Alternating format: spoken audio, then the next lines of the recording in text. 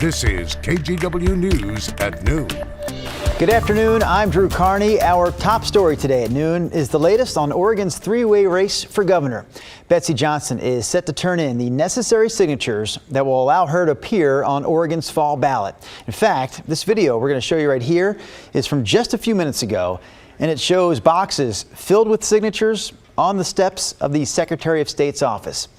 Johnson is running for governor as an unaffiliated candidate, so because of that, she needed 23,744 signatures to get on the ballot. And Johnson's campaign says she's going to turn in well over that number. The Secretary of State staff will have to verify the signatures. Assuming that happens, Johnson will officially join Democrat Tina Kotek and Republican Christine Drazen in the race for governor.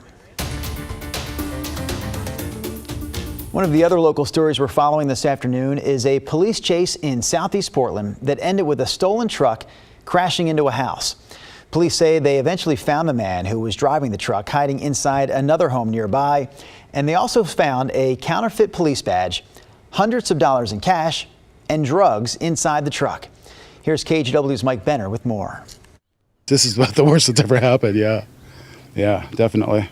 The exterior damage to Charles Daniels' Southeast Portland home only begins to tell the story of what happened here late Sunday morning. I heard this crash and then heard this just roar of a revving. And I was like, what could this guy be doing? I heard this other crash and then another crash, and I felt a little bit of a jolt. Tried to ignore that. But there was no ignoring what was playing out right outside Daniels' home near Southeast 45th and Taylor. Authorities say a man in a stolen truck hit Daniels' house while trying to get away from officers. The man then rammed a police cruiser before bailing out of the truck and taking off on foot. We were all in lockdown for, an hour and a half, 2 hours while they searched for the guy. Officers eventually found the man hiding in the basement of a home near Southeast 46th and Salmon. Just a sad, broken, desperate person trying to get away, I guess, you know. The suspect, later identified as Joshua Farrell, was in court Monday afternoon. The 36-year-old is facing nearly 3 dozen charges, including impersonating a police officer. That's because of what officers found inside the stolen truck. They discovered a counterfeit DEA badge, handcuffs, an airsoft gun, as well as drugs and cash. It's just crazy. It's wow. It's very sad. It's very sad. I just feel, I don't know, I kind of feel more sorry for the guy than anything else at this point.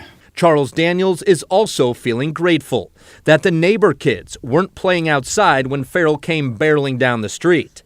They could have been hurt, but weren't. At the end of the day, just some superficial damage to Daniels' home. He could have gone through the space, you know. He didn't hit the window.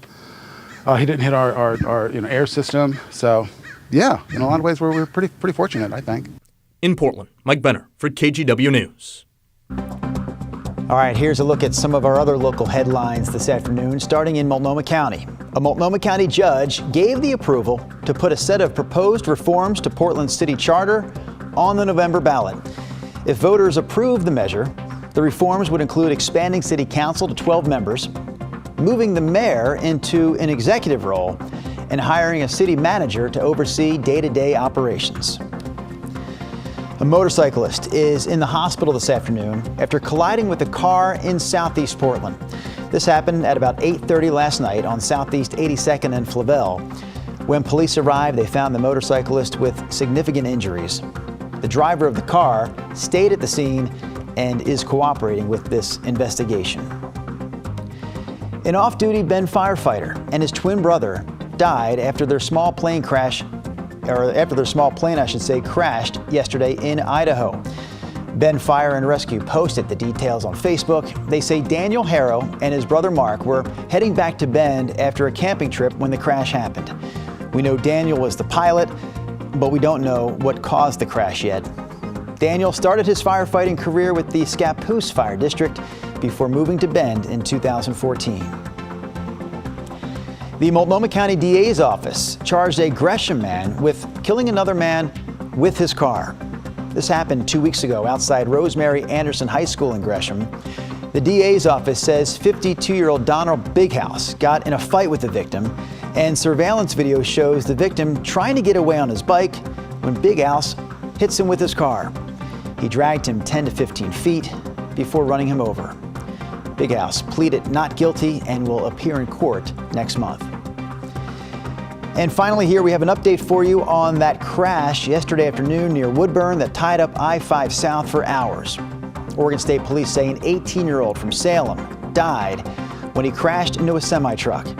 He was driving a Honda Civic when he changed lanes and drove right into the truck's path. A passenger in the car was also hurt. The driver of the semi was not injured. And that's a look at some of this afternoon's headlines. Now to a follow-up to a story we shared with you yesterday about a group of frustrated families in North Portland who live near the Peninsula Crossing Trail. These families tell us at this point they're trying to sell their homes because of homeless camps and ongoing violence in their neighborhood. You can see the for sale signs that line the streets of this neighborhood now. The homeowners here say homeless campers along the Peninsula Crossing Trail basically make them feel too unsafe to live there. It's the first time in a long time that we've actually seriously thought about moving. It's sad. I'm sorry to hear it. I wouldn't blame anyone for wanting to leave. It's a very difficult scenario. They shouldn't be scared of us for what? Because we live outside. Like, that's the reason why you should be scared of us, because we live outside. So if we lived in four wall in the house and stuff, would you still be scared of us? The city is planning to build a safe rest village along the Peninsula Crossing Trail, but there's no timeline for that project. And the village would only be a temporary fix, expected to last about 3 years, because the long-term plan calls for a permanent, affordable housing development to eventually take the place of that safe rest village. Well, a long stretch of beach on Hayden Island has been a dumping ground for homeless and others that again, this is in Hayden Island, North Portland. Many derelict boats have sunk or illegally pulled up and tried to stay there. So now it's ruining the environment and as well the river. KGW's Catherine Cook reports about this story where there's been a temporary ban on camping that's been helping, and now the state hopes to make it permanent. On the north bank of Hayden Island, just west of the I-5 bridge, is this 500-yard stretch of Columbia Riverbank. It's somewhat of an anomaly in that the only legal way the public can access it is from the water, say by kayak. But lately, state land officials say there's been a lot more illegal activity here than water sports. We want the public to be able to pull up from the waterway and use and enjoy the banks over there. Leanne O'Neill is communications officer with the Department of State Lands. It oversees use of state-owned waterways, including the Columbia.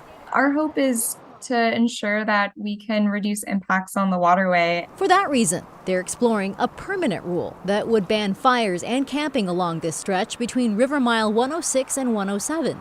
The move comes after multiple complaints from law enforcement, emergency responders, and the Portland Harbor Master about illegal activity impacting the health and safety of the waterways. In May, the state approved a 6-month emergency restriction banning overnight use, camping, and campfires. It's a short-term solution to all of the litter, including drug paraphernalia and dozens of abandoned shopping carts. There have also been an increase in complaints over threats of violence and uncontrolled fires. And of course, there's the environmental impact. Some of the environmental impacts that we consider are erosion. When you're having things that are going into the waterway that introduces more sediment. We're also thinking about contaminants entering the waterway. Hayden Island is struggling in other areas too. Last week, about a quarter mile from here, this Cracker Barrel restaurant abruptly closed its doors for good. Employees told KGW the restaurant's management called an emergency meeting to announce the closure, telling staff it was due to security issues. Regulars were not surprised, pointing to more drug-related garbage and litter in the area. Gross. That's the best way to describe it. There's a lot of theft, people on drugs. Back at this riverbank, land officials say the temporary fix has made things better. It has helped to reduce those impacts on the waterway. And for this reason, we're looking at enacting permanent rulemaking. Catherine Cook, KGW News. All right, let's get caught up on a couple of national headlines, starting with this. First Lady Jill Biden has tested positive for COVID-19. She's been in South Carolina vacationing with the president. She tested positive yesterday during her regular testing routine and then began to develop cold-like symptoms. As for President Biden himself, He tested negative today, but he'll continue to mask up indoors for the next 10 days because of his close contact with the First Lady. And check out these images this morning from the Gulf of Mexico. A waterspout formed off the coast of Florida. This was at the Silver Shells Beach Spa and Resort in the Florida Panhandle area. A witness said the waterspout traveled to the east for about 20 minutes before it dissipated. It did not make landfall. So there you go, Chris McGinnis, some stunning pictures out of Florida this morning. That was great viewer crazy video. Oh my goodness. So we don't have that kind of weather to report on here, but you are looking at the Oregon coast. I am. Let's take you from a stormy beach to a very pleasant beach. This is the live look from Newport, Yaquina Bay right now. The camera's been bopping around a little bit. The breeze has picked up. The cloud cover that we had out there this morning, it's gone. There's not a cloud in the sky right there. Not a cloud in the sky up in the Cascades either. What you do see is a little haze and some wildfire smoke from our Timberline camera. Our camera pointed south towards Mount Jefferson. Three Sisters kind of smoked out a little bit there in the distance, but of course we do have a little bit of wildfire smoke in the Cascades from the Cedar Lake fire, which continues to burn. Over downtown, remember the clouds we started with? They're gone. It's 75 last check at PDX.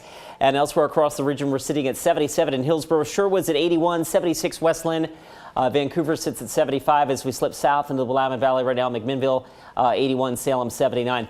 All of these numbers are within a degree of where we were yesterday at this time. So with full sunshine, I think that 90 is still a pretty good bet today. That's what we hit yesterday. That's where we're headed this afternoon. And then, Drew, we warm it up from here way up. Heat advisories in effect for Wednesday and Thursday for the possibility of triple digits in the metro area. I've got your forecast on that in just a few minutes.